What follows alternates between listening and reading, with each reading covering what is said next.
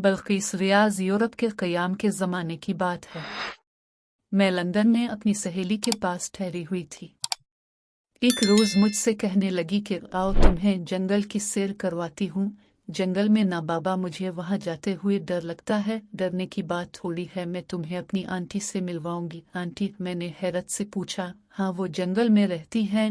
तो क्या वो अकेली जंगल में रहती हैं? कुछ लोग और भी हैं, मगर वहाँ बहुत कम घर हैं। अच्छा, मैं बेदिली से इसके साथ अपनी सहेली की आंटी ग्रेस से मिलने के लिए चली गई थी। 1 घंटे की ड्राइव पर जंगल आ गया था। हम दोनों एक छोटे से घर में आंटी ग्रेस को ढूंढने लगी थी। वो बावर्ची खाना में चाय का एहतमाम कर रही थी। शायद उन्हें हमारी आमद की इत्तला मिल चुकी थी।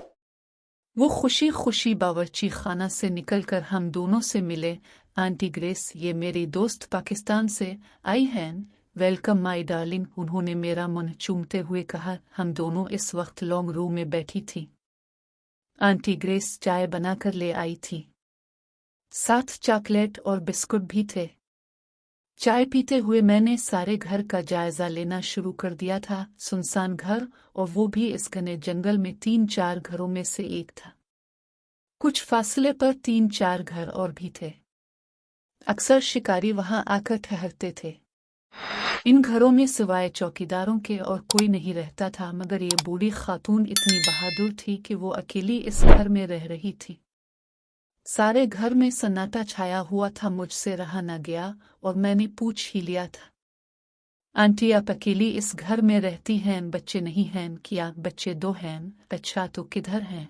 उनकी शादियां हो चुकी हैं, अपने अपने घरों में मसरूफ हैं, कभी कभार आ जाते हैं। मैं इस वक्त बहुत खौफजदा हो रही थी तो उनसे पूछ बैठी थी, आंटी आपको अकेले घर में डर नहीं लगता? मेरा मतलब ये है कि शहर में घर होता तो अकेले रहने में कोई कबाहत नहीं थी, मगर यूं अकेले रहना तो बहुत ही मुश्किल है। मैं अकेली तो नहीं रहती हूँ, बहुत से लोग मेरे साथ रहते हैं। चाय पीने के बाद वो हमें बरामदे में ले गई थी। कमरे से एक सीटी उठा लाई थी और सीटी को बजाना शुरू कर दिया था। अभी चंद ही लम्हे गुजरे होंगे तो बहुत सारे परिंदे आनकर उनके कंधों पर बैठ गए। रंगारंग के खूबसूरत परिंदे थे। वो मुस्कुराए और बताने लगी, ये मेरे साथी हैं, मेरे साथ खाना खाते हैं, मैं उनसे बातें करती हूँ। देखा, ढेर सारे बच्चे हैं।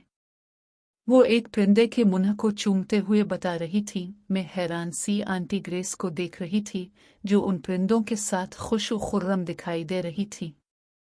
मेरी हैरानी को देखते हुए वो मुझसे गोया हुई, ना सिर्फ परिंदे मेरे बच्चे हैं, बल्कि 2 बिल्लियां और 2 कुत्ते भी हैं। मैं परेशान हो गई थी, पूछ ही ना सकी थी। इस घने जंगल में अकेले रहना, और वो भी बूढ़ी खातून का, ये बात मेरे लिए बहुत ही हैरान कुन थी। सिर्फ परिंदों को अपनी औलाद बनाया हुआ था। आंटी ग्रेस ने 2 बिल्लियों को बुलाया और वो चुपचाप आकर उनके करीब बैठ गई थी। कुत्ते इस वक्त कहीं घूम फिर रहे थे। आंटी, ये जानवर यानी कुत्ते और बिल्लियां आपस में लड़ाई नहीं करते, मेरी बात का जवाब देते हुए बताने लगी। पहले पहल तो उनकी लड़ाइयाँ होती थीं, मगर मैंने उनकी तरबियत करने में बड़ी मेहनत सिर्फ की है।